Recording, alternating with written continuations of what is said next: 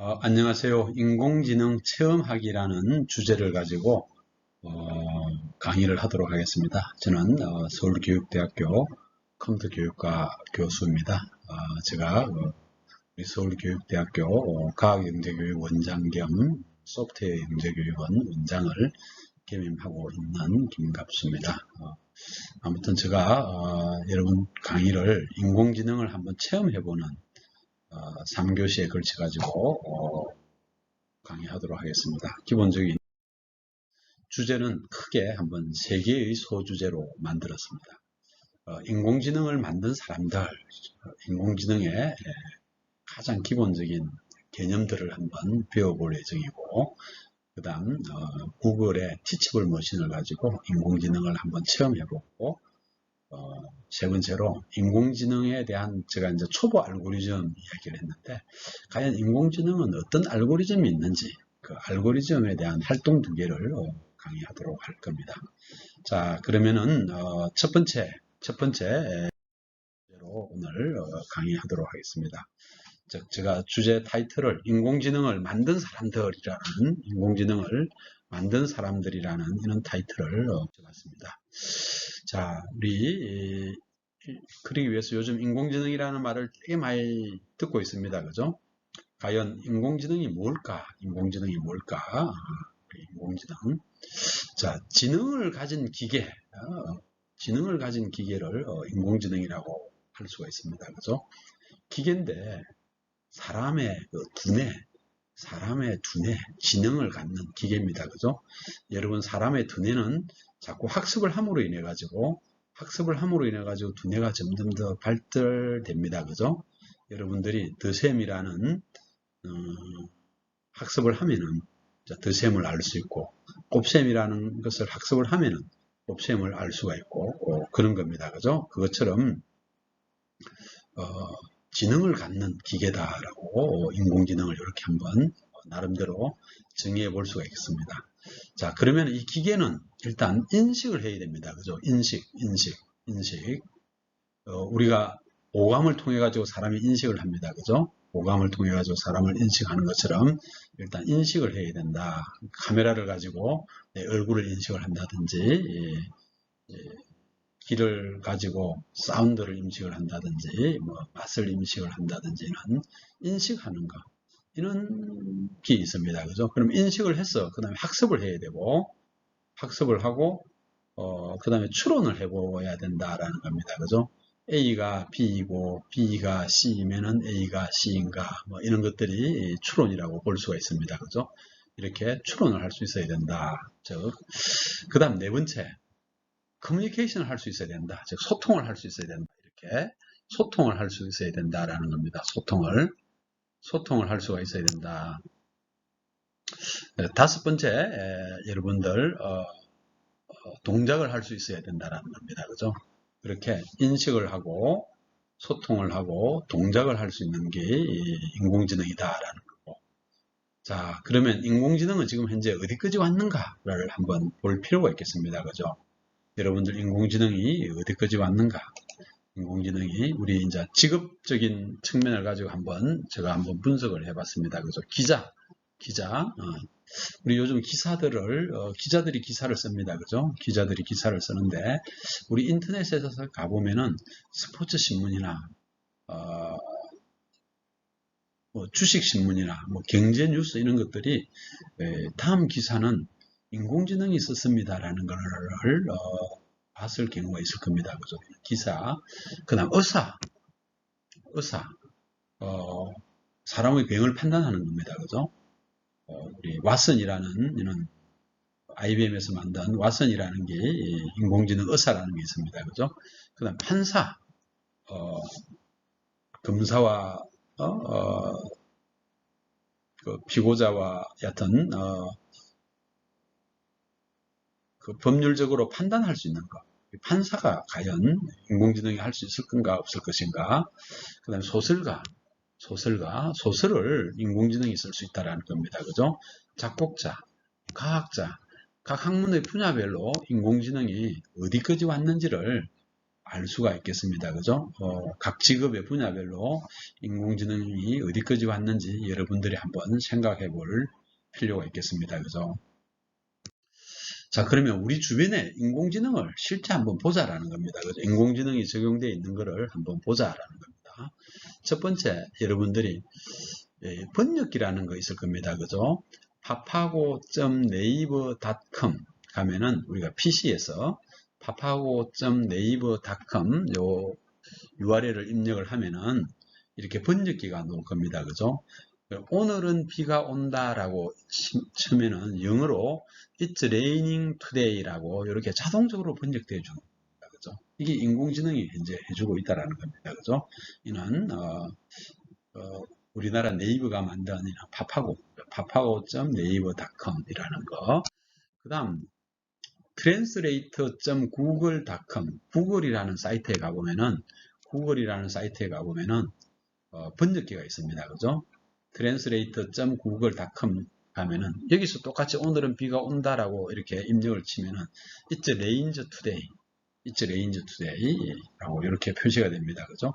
구글하고 네이버가 서로 다르게 이렇게 번역을 했습니다. 그죠? 서로 다르게 번역을 했습니다. 그죠?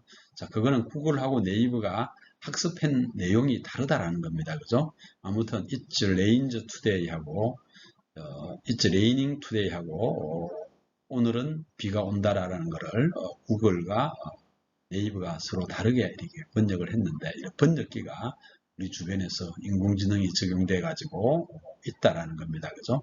실제 여러분들이 이거를 한번 조금 있다가 한번 실습을 해 보면 좋겠습니다. 자, 그다음 각종 비서들이 많이 있습니다. 그죠? 우리 각 통신회사나 우리 인터넷 회사들이 각종 비서들을 만들었습니다. 그죠? 그 중에 하나가, 유명한 것 중에 하나가 여러분들이 스마트폰에서도 각 비서들이 많이 있습니다. 그죠?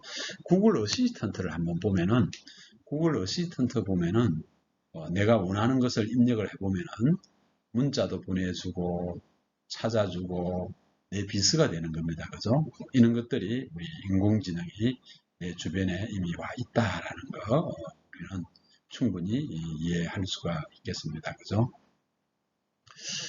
자, 그러면은 우리 퀴즈를 한번 내보겠습니다. 인공지능이란 무엇이겠습니까? 인공지능이란 무엇입니까? 자, 대답하셨죠? 자, 답이 뭘까요? 답이 뭘까요? 우리 첫 번째 퀴즈에. 자, 인공지능이란 지능을 가진 기계다라는 겁니다. 그죠? 제가 설명을 했습니다. 그죠? 지능을 가진 이런 기계다라는 겁니다. 지능을 가진 기계인데 이렇게 지능을 가졌다라는 겁니다. 기계인데 이렇게 지능을 가졌다라는 거. 자, 그러면 이 기계는 인식을 할 수 있어야 된다라는 겁니다. 그죠? 인식을 할 수 있고, 또는 이 기계는 학습을 할 수 있어야 되고, 또 이 기계는 추론도 할 수 있어야 되고, 또 이 기계끼리는 서로 통신을 할 수도 있어야 되고, 이 기계는 즉 동작, 행동을 할 수 있어야 된다. 자, 이게 인공지능이다라는 거 여러분들 꼭 알아주세요. 이게 인공지능이다. 자, 그러면은 이제 우리 인공지능이 실생활에 쓰이는데 그 다음 인공지능이 어떻게 지금 발전되어 있는지 한번 전개를 한번 해보겠습니다. 우리 이제 튜링이라는 사람이 있습니다. 튜링. 튜링 테스터, 튜링이라는 사람이 최초로 이런 인공지능이라는 개념을 만들었고 컴퓨터를 만든 사람입니다. 그죠? 컴퓨터를 수학적 모델로 만들었고 그래서 전 세계에서 해마다 가장 컴퓨터에 기여를 많이 한 컴퓨터 노벨상이라는 것을 튜링상이라고 이렇게 해가지고 해마다 이렇게 상을 줍니다. 그죠? 이 튜링이라는 사람이 어떤 것을 인공지능이라고 해야 될 것인가를 한번 정의를 했습니다. 튜링이라는 사람이. 그럼 어떻게 정의를 한 건가? 자, 이게 튜링 테스트인데, 튜링 테스트라고 하는데, 사람이 했는지, 기계가 했는지, 기계가 했는지, 내가 A라는 사람이 있습니다. 그죠? A라는 사람이 이렇게 어떤 질의를 했습니다. 그죠? 질의를 했는데 답을 사람이 했는지, 컴퓨터가 했는지, 내가 모르는 경우, 사람이 했는지 컴퓨터가 했는지 모르는 경우.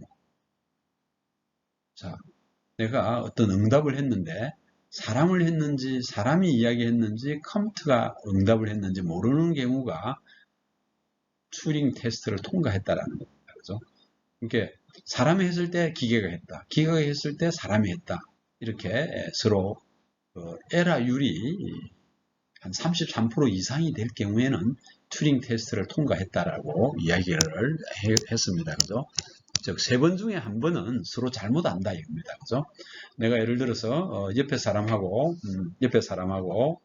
한 사람은 기계고 한 사람은 컴퓨터라고 가정을 하고 내가 어떤 질의를 했습니다. 그죠? 오늘은 비가 옵니까? 라고 물어보면은 사람은 비가 온다라고 이야기할 수도 있고 컴퓨터는 비가 안 온다라고 이야기를 할 수도 있습니다. 그죠?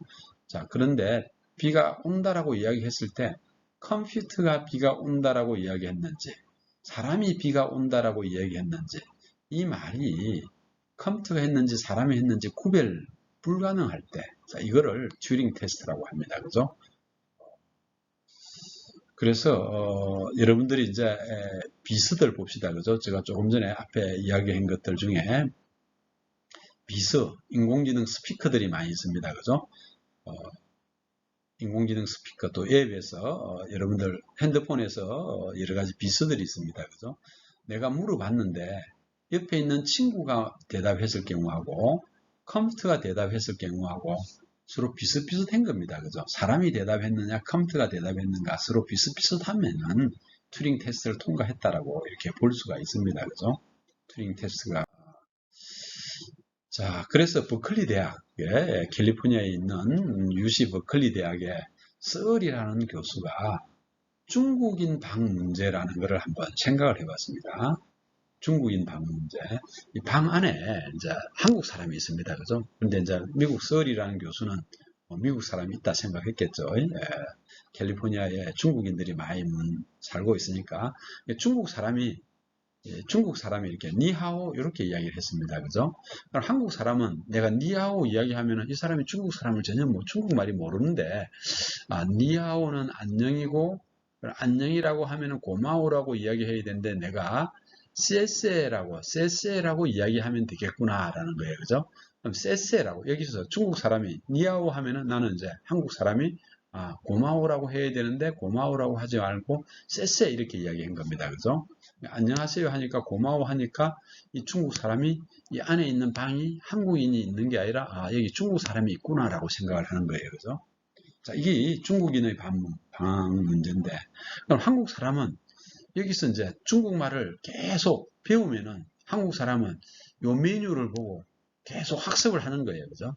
학습을 하면은 이 한국 사람이 결국 바깥에 있는 중국인이 이야기한 사람하고 나중에는 커뮤니케이션 돼 가지고 서로 요 창이 없더라도 서로 커뮤니케이션 할 수 있지 않나라는 이런 생각합니다. 그죠? 그래서 자, 이런 것들이 이제 우리가 인공지능이나 아니냐, 사람이 했는지 기계가 했는지 모를 정도로 기계가 발전되어 있는 겁니다. 그죠? 발전되어 있는 거를 튜링 테스트가 통과됐다라고 하는 겁니다. 그죠? 자, 그러면은 요는 문제를 한번 생각해 봅시다. 요 문제 1은 뒤에 마지막에 여러분들이 제안하는 문제인데 튜링 테스트하고 같은 상황을 가족들하고 한번 만들어 보는 겁니다. 그죠?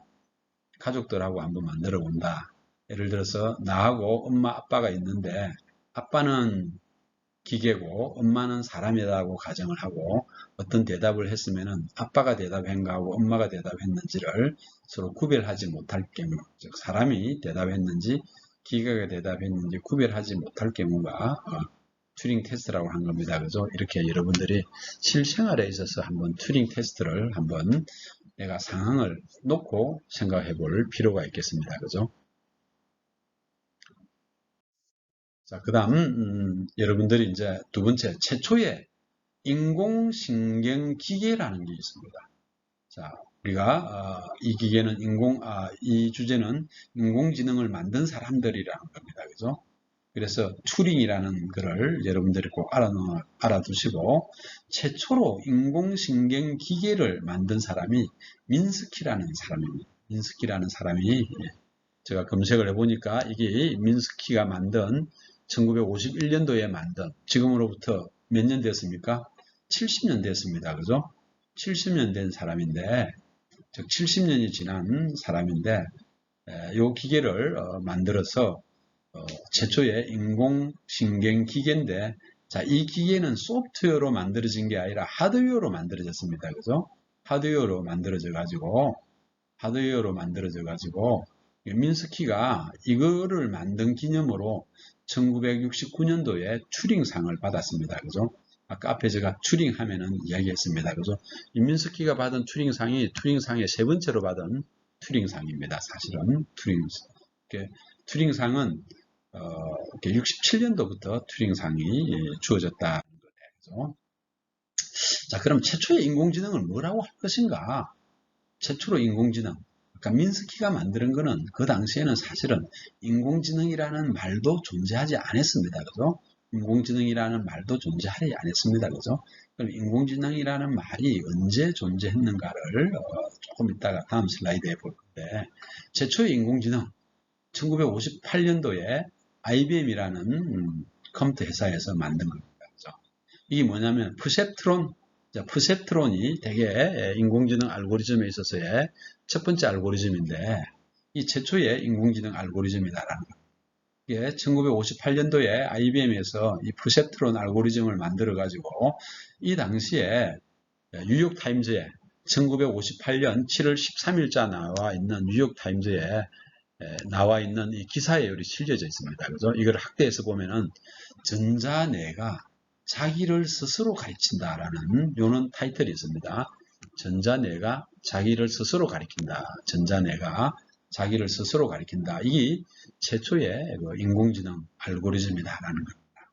최초의 인공지능 알고리즘이다. 우리 소프트웨어를 하는 사람은 알고리즘이라는 게 제일 중요한 겁니다. 그죠? 자, 그럼 이게 1958년도에 만들어진 게 최초의 인공지능 알고리즘이라고 이야기를 하는데, 그럼 인공지능 용어가 언제 만들어져 있는가?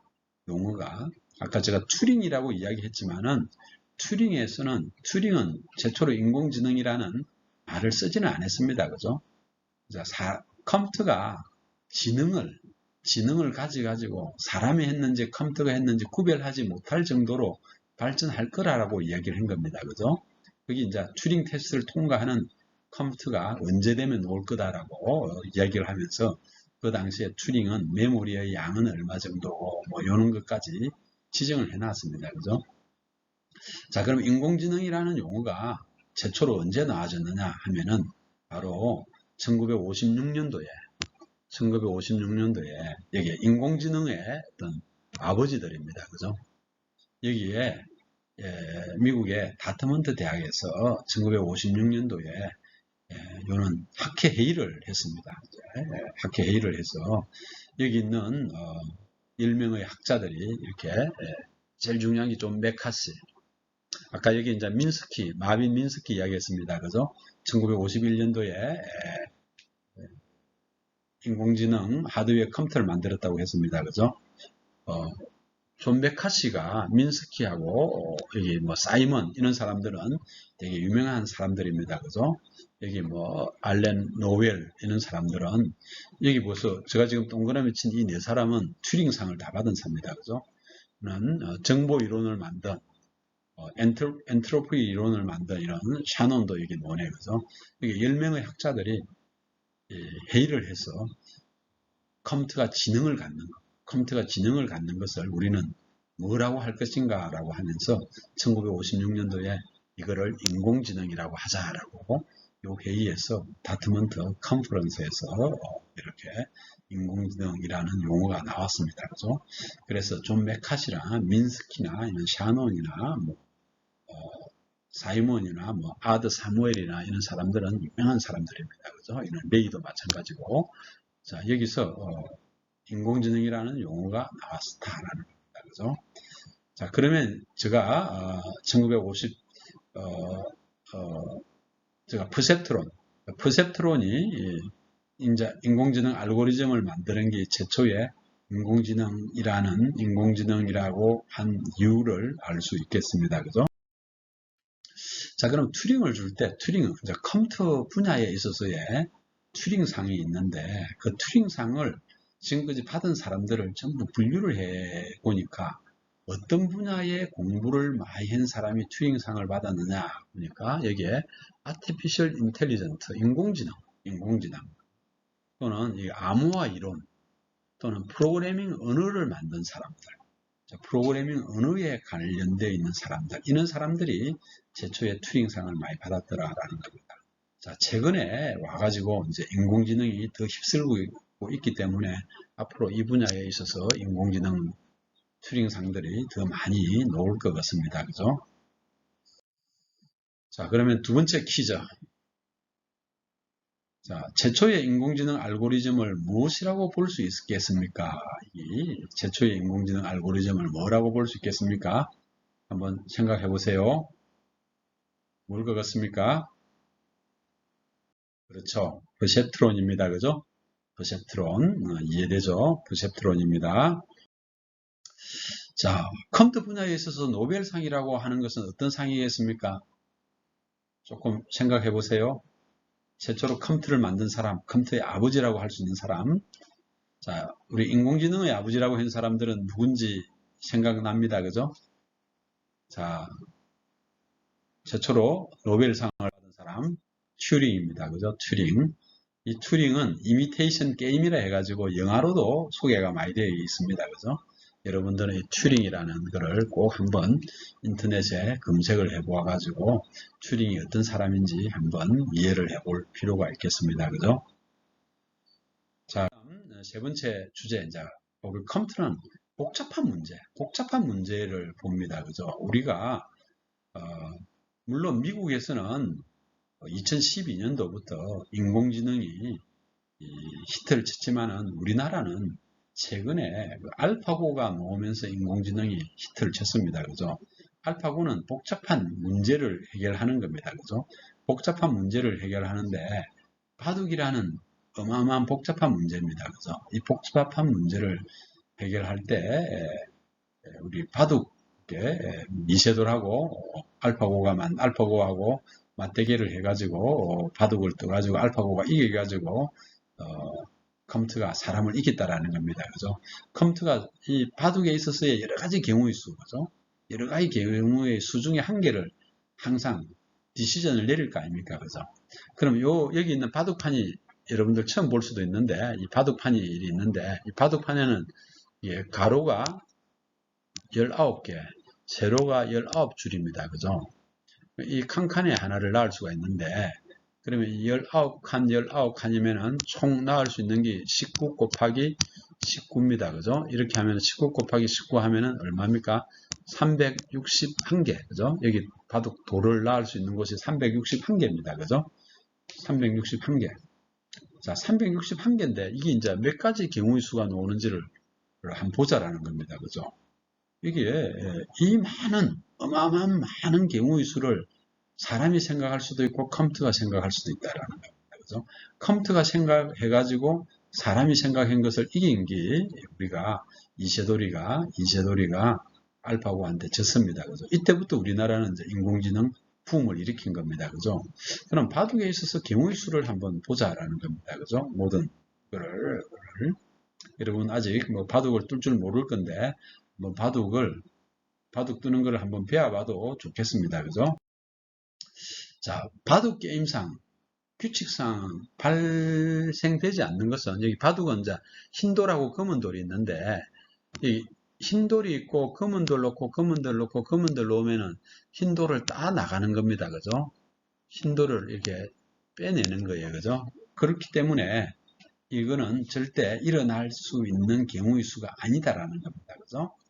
이게 검은 돌로 둘러싸여 가지고 흰 돌이 있으면은 또는 이렇게 흰 돌이 이렇게 둘러싸여 가지고 검은 돌이 있으면은 여기 이렇게 뽑아내는 거예요. 그죠? 이 자리는 즉 요는 경우의 수는 절대 발생하지 않는다라는 겁니다. 그죠? 자, 그러면 이렇게 발생하지 않는 수를 한번 찾아보자라는 겁니다. 그죠?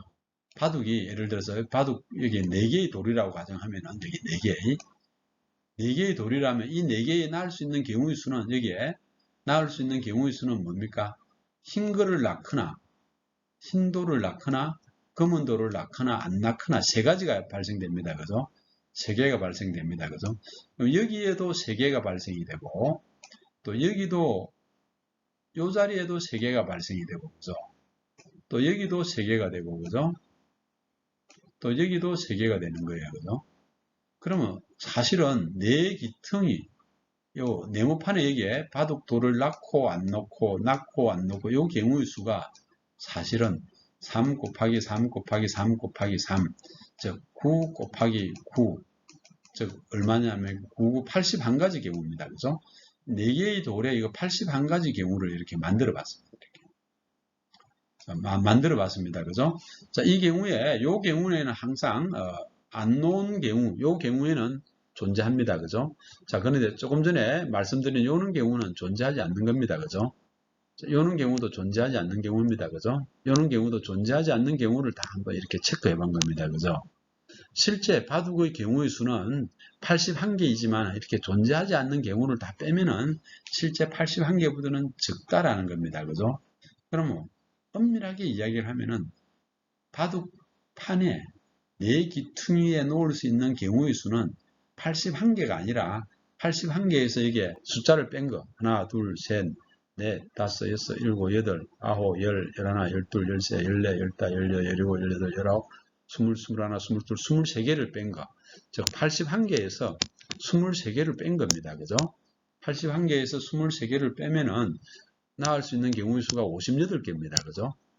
물론 58개, 즉 58개 이해되죠? 그죠? 58개밖에 안 된다는 겁니다. 58개. 자, 81개에서 실제 58개로 줄었다라는 겁니다. 그죠? 그러면 실제 바둑에 있어서의 경우의 수는 실제 몇 개일까요? 하고 생각해 볼 필요가 있겠습니다. 그죠? 자, 바둑에는 아까 전에 19 곱하기 19이기 때문에 361개의 경우의 수가 있다는 겁니다. 그죠? 거기에서는 흰 돌을 낳거나 검은 돌을 낳거나 안 낳기 때문에 3가지 경우가 여기 3을 어떻게 361번을 곱해야 된다는 겁니다. 그죠? 3을 361번을 이렇게 곱하는 거. 자, 이거를 간단히 3의 361승의 경우의 수가 나오는 겁니다. 그죠? 자, 이 경우의 수가 나오는데 실제 바둑에 놓을 수 있는 경우의 수는 3의 361승보다 실제 안 놓아질 수 있는 경우를 다 빼보면은 요 경우의 수의 한 1% 정도밖에 안 된다고 합니다. 1% 정도밖에, 즉 100분의 1이라는 겁니다. 그죠? 자, 그래서 실제 바둑의 경우의 수가 3에 361 하면은 이게 어마어마합니다. 그죠? 어마어마한 이 경우의 수를 컴퓨터가 다 추론을 해서 그 다음 놓을 수를 사람이 생각하는 것보다 컴퓨터는 이 모든 경우의 수를 학습을 해가지고 쉽게 그 다음 자리를 사람이 놓는 것보다 더 빨리 찾아낼 수 있다는 겁니다. 그죠?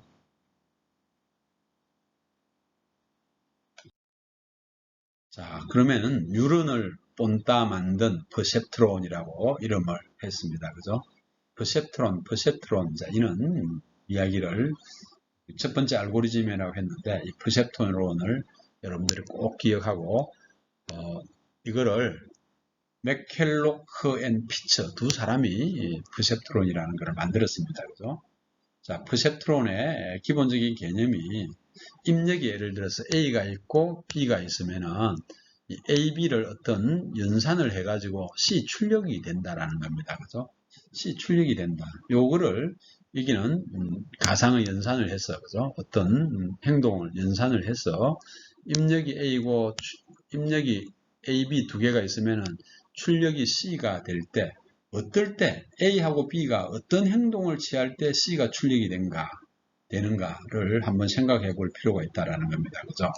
자, 이거는 입력이 A가 1이고 B가 1일 경우에는 출력도 1이 되게 하자. 이렇게 내가 이제 정의할 수 있습니다. 그죠? 또는 A가 1이고 B가 0일 때는 0으로 되게 하자. A가 0이고 B가 1일 경우에는 0이 되게 하자. A도 0이고 B도 0이면은 0이 되게 하자. 즉 출력값이 A하고 B가 둘 다 어떤 행동을 취하면은 출력값이 되고, 한 사람만 행동을 취하거나 행동을 취하지 않으면은 출력되지 않는 이런 모델을 하나 만들 수도 있습니다. 그죠? 자, 이런 경우가 있다라는 겁니다. 그죠? 이런 경우가. 또 어떤 경우가 있을 수 있습니까? 자, A, B 둘 중에 한 사람만 행동을 취하면 C도 행동을 취하자. 이는 모델을 만들 수 있습니다. 그죠? A도 0이고 B도 0일 때만 C가 출력되지 않는다라는 겁니다. 그죠? 이는 모델을 내가 한번 만들어 볼 필요가 있습니다. 그죠? 자, 이런 게 다 논리 모델입니다. 그죠? 또는 A, B 중에 한 사람만 반응을 하면 출력이 안 되고, A하고 B하고 즉 행동이 같을 경우에만 출력되는 겁니다. 그죠? A, B하고 서로 상반된 행동일 경우에는 출력되지 않는 겁니다. 그죠? 요는 모델을 또 만들어 볼 필요가 있습니다. 그죠? 또는 A, B가 서로 행동이 다를 때만 출력되게 하고, A, B가 똑같은 행동을 할 경우에 출력되지 않게 하는 것. 요는 서로 다른 네 가지의 모델을 만들 수도 있습니다. 그죠? 자, 이런 것들이 우리가 퍼셉트론을 쓸 수 있습니다. 그죠? 자, 그러면 퀴즈 5의 퍼셉트론은 무엇에서 아이디어를 얻었을까요? 무엇에서? 한번 생각해 보세요. 무엇에서? 자, 이게 뉴런을 본따 만든 퍼셉트론이라고 해요. 뉴런입니다. 그죠? 뉴런을 본따 만든 퍼셉트론, 뉴런입니다. 자, 그러면은 두 번째로 여러분들이 또 퍼셉트론을 발전시키기 위해서 이 가중치라는 개념을 줬는데, 플랭크 로젠블랙이라는 사람이 되게 두 번째로 중요한 사람입니다. 그죠? 인공신경망에 있어서의. 자, 우리가 뉴런을 딱 관찰을 해보니까 수상돌기가 이렇게 있더라고요. 수상돌기가 이렇게 있더라고요. 자, 배율이 어마어마하게 높은 현미경으로 관찰하면서 뉴런을 본 거예요. 그죠? 자, 그 다음에 이 안에 세포체가 있고, 세포체가 이렇게 구성이 되어 있고, 이 안에 핵이 있고, 축삭돌기로 이렇게 놓으면서 신호가 이렇게 전달되더라고요. 신호가 전달되더라고요. 자, 여기서 수상돌기가 입력이고, 축삭돌기가 출력이고, 요 세포체 안에 있는 세포핵을 포함해가지고, 요거는 수상돌기의 값들을 어떤 식을 계산을 해가지고, 축삭돌기에 신호를 주는 겁니다. 그죠? 신호를 주는 겁니다. 그죠? 이게 플랭크, 로젠블랙이 수상돌기가 어마어마하게 많으면서 퍼셉트론에 가중치라는 이런 개념을 도입을 했다라는 겁니다. 그죠? 가중치라는 개념을 도입했다라는 거. 자, 이게 되게 중요한 겁니다. 가중치. 자, 그래서 신경세포제에 수상돌기가 있고, 수상돌기가 입력이 되고, 신경체포계가 있고, 축삭돌기가 있다라는 거예요. 조금 안에 있는 뉴런을 이렇게 간단하게 이런 모델링을 할 수가 있습니다. 그죠? 자, 이게 바로 인공신경망 모델이 되는 거예요. 그죠? 입력이 되고, 출력이 되게끔 합니다. 자, 플랭크, 로젠블랙이 바로 여기에 가중치를 주게 됐다라는 겁니다. 그죠? 자, 선생님이 이미지 중에 우리 강아지가 이렇게 있는데, 집에서 아버지가 있습니다. 그죠? 아버지가 있고, 집에 어머니가 있습니다. 그죠? 어떤 내가 있고, 동생이 이렇게 있습니다. 그죠? 자, 근데 아버지는 어떤 행동을 해도, 강아지가 꼼짝도 안 하고, 어머니는 어떤 행동을 하면은 강아지가 막 따라다닐 수도 있고, 나도 막 어떤 행동을 하면 막 강아지가 막 따라다니고, 동생은 어떤 행동을 해도 전혀 움직이지 않는다 이거예요. 움직이지 않는 거예요. 자, 그러면 강아지가 현재 어머니하고 나한테는 어떤 행동을 하면 강아지가 막 움직이는 거죠. 어머니하고 나는 어떤 행동을 하면 강아지가 움직이고, 아버지하고 동생은 어떤 행동을 해도 움직이지 않는 거예요. 그죠? 자, 그런데 아버지가 갑작스레, 자, 어머니하고 나는 예를 들어서 강아지에 대한 밥을 많이 줬다라고 가정합시다. 그죠?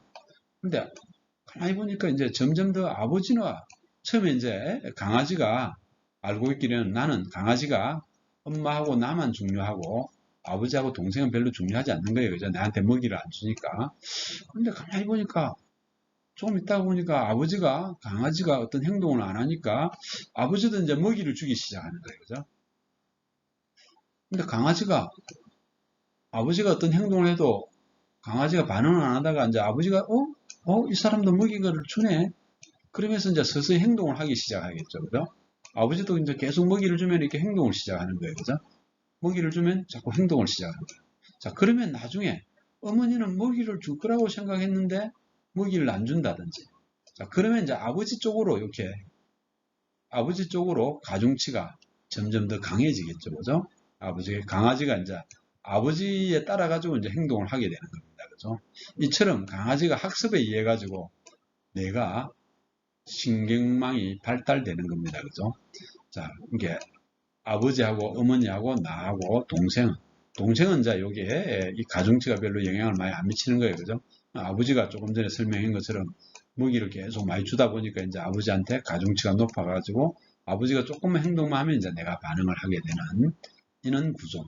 자, 이런 구조를 우리는 플랑크 로젠블랙이라는 사람이 만들었다. 즉 C라는 거는 A에다가 가중치 1, B에다가 가중치 1을 A 곱하기 가중치 1 더하기 B 곱하기 가중치 2 이렇게 했다라는 겁니다. 그죠? 가중치는 뭔지 모릅니다. 그죠? 처음에는 이 가중치 값이 이제 학습을 하면서 이 가중치 값이 계속 바뀌는 거예요. 그죠? 이 가중치 값이 바뀌지는 거예요. 가중치 값이 계속 바꾸는 거. 자, 그래서 C라는 모델로 결정이 된다라는 겁니다. 그죠? C라는 모델로 결정이 된다. 자, 그러면 만약 영재인 내가 엄마로부터는 3만큼 영향을 미치고 아빠로부터는 1만큼 영향을 미치면 영재가 이제 행동을 하는 거예요. 그죠? 자, 엄마는 자, 요런 식의 엄마한테는 가중치 3을 주고 아빠한테는 가중치 1을 주는 요는 영재가 행동하는 모델을 만들 수 있다는 겁니다. 그죠? 그럼 영재는 엄마가 어떤 행동을 하면은 1 더하기 3 더하기 아빠가 행동하면 1 더하기 1 해서 토탈 영재가 행동해야 될 게 값이 4가 되는 거예요. 그죠? 자, 영재는 4 이상이면은 요 값이 4 이상이면 어떤 행동을 한다라고 하면은 자, 엄마 아빠가 다 반응을 하면은 행동을 하는 겁니다. 그죠? 만약 영재가 2 이상이면 행동을 한다라고 가정을 하면은 아빠는 1밖에 영향을 안 미치기 때문에 별 영향이 없습니다. 그죠? 엄마는 3이라는 영향을 미치니까 엄마는 이야기하면 그냥 영재가 이렇게 행동을 할 수가 있습니다. 그죠? 자, 이는 가중치 모델이다라는 거예요.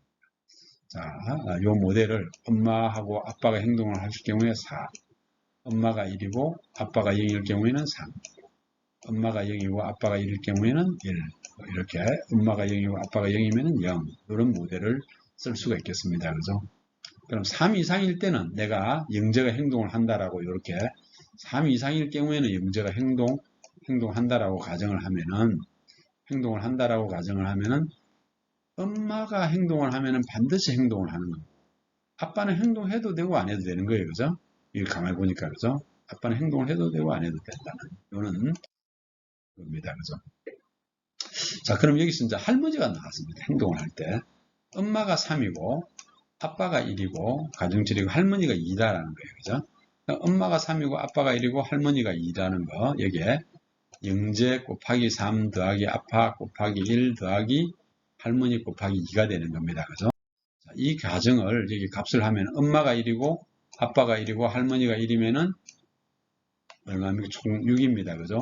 할머니는 2 영향이고 아빠는 1이고 엄마는 3이라는 거예요. 그죠? 자, 그러면 엄마가 1이고 아빠가 1이면은 4라는 겁니다. 그죠? 엄마가 1이고 할머니가 1이면은 5라는 겁니다. 그죠? 자, 엄마가 1일 경우에 3이라는 겁니다. 그죠? 내가 만약 5 이상만 영향을 미친다라고 하면은 내가 요런 걸 정하는 거예요. 사실은 5 이상일 때만 내가 행동을 한다라고 가정을 하면은 영재 입장에서는 엄마가 행동을 하고 아빠가 행동을 하거나 할머니가 행동을 하면은 영향을 미치는 겁니다. 그죠? 자, 엄마는 행동을 하고 아빠는 행동 안 하고 할머니도 행동 안 해도 영재는 움직이지 않은 겁니다. 그죠? 영재 입장에서는 엄마가 행동을 하고 아빠하고 할머니 중에 하나가 행동을 하면 영재가 움직인다는 거예요. 그죠? 자, 이런 게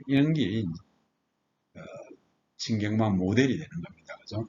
아빠하고 할머니가 행동을 하면은 아빠하고 할머니가 행동하면 3밖에 안 됩니다. 그죠? 또는 엄마만 행동을 해도 3밖에 안 되잖아. 그죠? 아빠가 행동을 해도 3. 그죠? 엄마가 행동해도 3. 이거는 4 이상이면 내가 영향을 미친다고 하는데 3밖에 안 되니까 영향을 안 미치는 거예요. 그죠? 자, 그러면은 이렇게 결정이 된다라는 겁니다. 그죠? 자, 그 다음에 6번째 퀴즈. 인공신경망의 입력하고 출력은 뉴런의 어느 곳에서 아이디어를 얻은 것일까?